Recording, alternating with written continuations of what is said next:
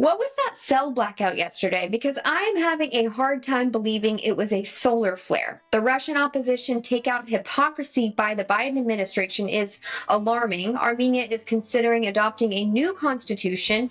New York is having at least a little common sense and made a good decision regarding non-citizens voting. And I think I've stumbled upon a hiccup in the young voters swinging left and why it's important that we address it. All of this and more coming up. We recap the week in 15 minutes or less because we know there's a lot of content out there to consume. It's February 23rd. I'm Alexis Wilkins, and this is Between the Headlines.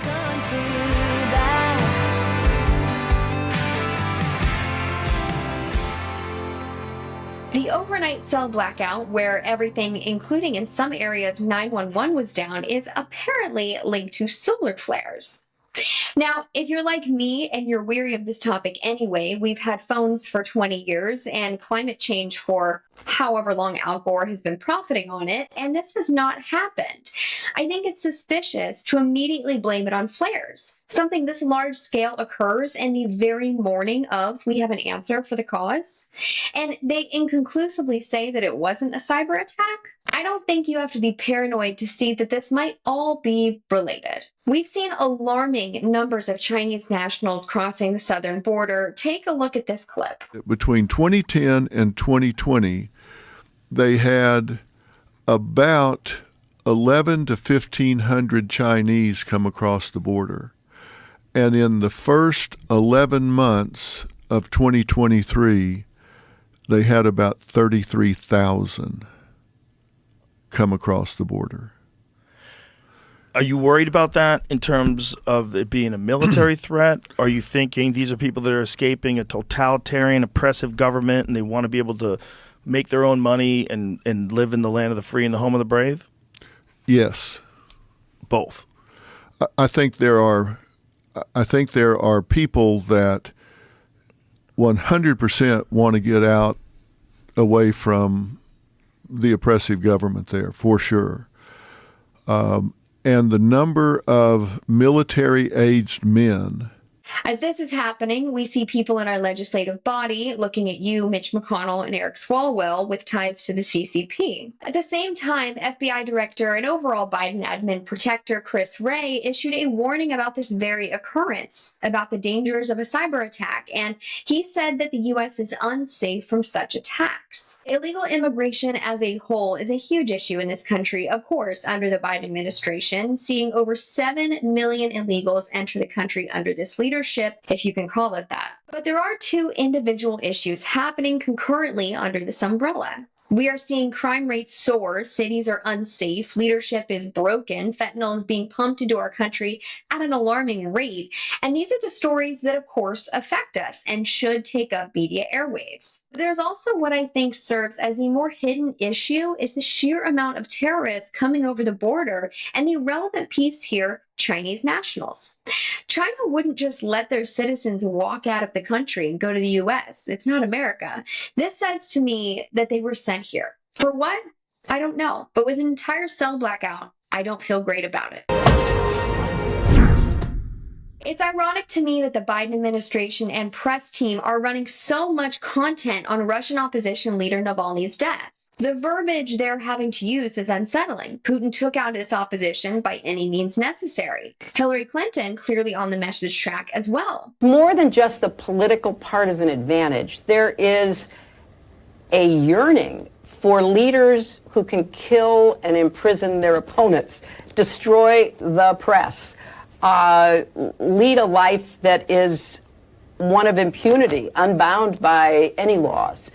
There's a yearning among certain people in our country for that kind of leadership, and I find that absolutely gobsmacking terrifying. But this is the thing about the youth not learning history or how to look for parallels, is they hear exactly what they're told. For the left, this is publicly playing into the hand of how bad they want Putin to look, and not to draw any similarities to what's happening in America. Can you say jailing and antagonizing your political opponent? When I posted that Putin's filibuster of a history account in the Tucker interview is exactly why people must understand history, some people on socials responded with saying that his account was inaccurate, which is exactly my point. We learn history so that we don't repeat it and so that we cannot be manipulated by it. President Trump compared himself to Navalny, and I believe by basic definitions that's accurate. Might I also add that it surely doesn't align him with Putin, but the left doesn't make consistent arguments, so we'll leave that for now. HuffPost is calling this an outlandish claim, as if this isn't exactly what the left is doing to the president in their large fines, ballot removal, and using all avenues to unfairly politically persecute a candidate.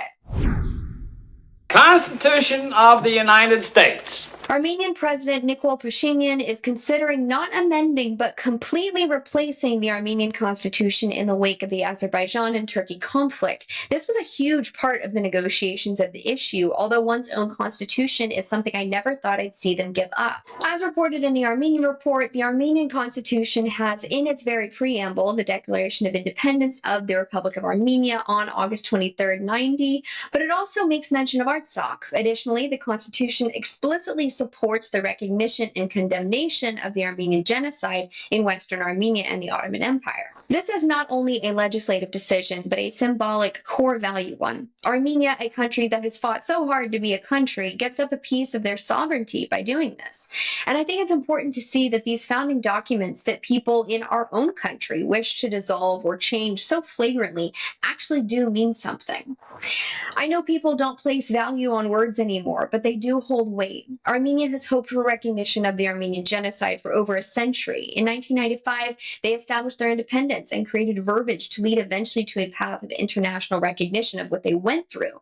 And now, as these words seem to mean enough to Azerbaijan and Turkey to matter, their own president might give those up. It makes me grateful for our very old founding documents and the people who have ever upheld them.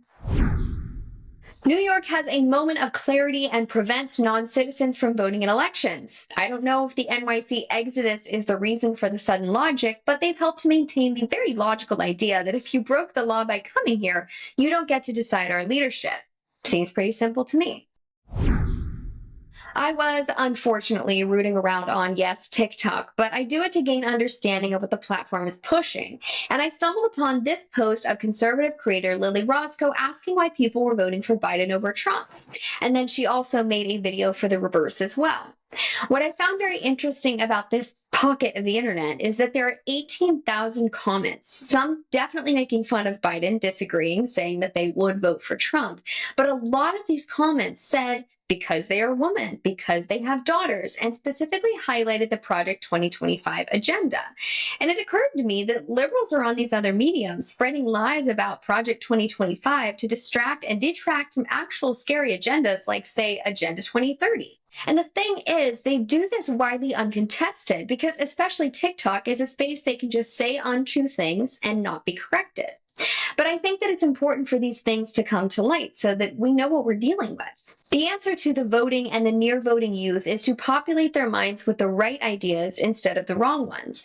And while I think that some of these kids don't have the value sets to change their minds, there are some that might.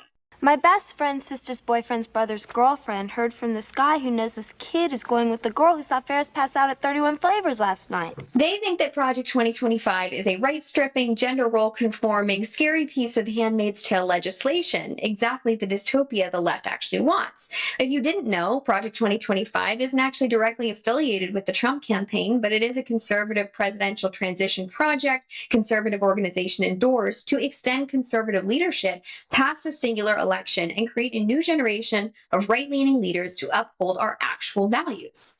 It has pillars to represent and pieces by revered conservative leaders, but nowhere in it does it have anything even resembling a dystopian nightmare. On the other hand, Agenda 2030, which is what we all should be very afraid of, is a one-way ticket to globalism. Watch one clip of Davos, and that's basically what we're dealing with here. My point is that some of this youth is too far gone. Some of this youth was swept over to the Conservative Party by Vivek Ramaswamy's social media. But the people in the middle, and there are a lot of them, their thought pattern and reasoning is so thin, they might only have one reason they're not voting for Trump. If they're not solid in what they believe, all I'm saying is that I'm going to start contributing to the conversation on TikTok to try to change it. And I hope that if you encounter this idea in the wild, I know we're all tired, but maybe you'll see a point in trying to change it too. And I don't feel like we need to spend time on Nikki Haley, considering she will not likely make it past South Carolina. But I do believe in character evidence. And so let's look at these two clips from an interview this week. How do you win your first state? I mean, it's amazing to say I haven't won a state yet. You've only had 3 states that have voted. Well, it's not amazing. We need to South go ahead and Carolina's let winner these take states- all. Ambassador, Let's be I careful. understand that you take it that way and that's what you heard. And we'll have to see how all of this plays out. This president didn't have an invasion by Putin on his watch, the only one in recent presidents. So there is that. I'm out. Go Harris. Thank you all so much for joining this week. We come out with episodes every Friday. Your likes, comments, and follows mean the world. I'm Alexis Wilkins, and in times like these, make sure you do your own research, take care of one another, and remember, the truth is always somewhere between the headlines. I want my country.